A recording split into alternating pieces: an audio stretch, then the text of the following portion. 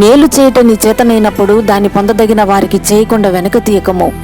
మేము అందరికీ మేలే చేస్తాం, కానీ వారేమో మాకు కీడుని చేస్తారు కనుక మేము కూడా వారికి కీడుని చేయాల్సిందే అని అనుకుంటున్నావా? కీడు చేసి శ్రమపడుట కంటే మేలు చేసి శ్రమపడుట మంచిది. ఎందుకంటే కీడు చేసే వారి ఇంట నుంచి కీడు బయటకు పోదు. తన పేరుకు తగ్గట్టు మోటువాడైన నాబాలు మేలు చేసిన దావీదుకి మేలును చేయకుండా కీడును చేయడం వలన అతని ఇంట నుంచి కీడు బయటకు పోయిందా? పోయింది. ఎలా? అతని ప్రాణాలను బయటకు తీసుకుని పోయింది. మేలును చేసేవారు జీవ పునరుద్ధానమునకు లోనికి పోతే, కీడును చేసేవారు తీర్పు పునరుద్ధానమునకు బయటకు వస్తారు. కనుక నీవు దేవుని సంబంధివైతే దేవుని మందిరంలో ఉన్న మేలుల చేత నీవు తృప్తిపరచబడతా ఉంటే మేలు చేటేందు విసుక్కోవు, అలసిపోవు. కనుక నీ చేతనైనంత వరకు మేలుని పొందదగిన వారికి మేలుని చేయకుండా వెనక తీకుము. ప్రార్థన. తగిన కాలమందు మంచి పంటను కోయటకు తగిన మంచి పనులు చేయగల మంచి మనసును మాకిమ్మని యేసు నామమున వేడుతున్నాం తండ్రి. ఆమేన్.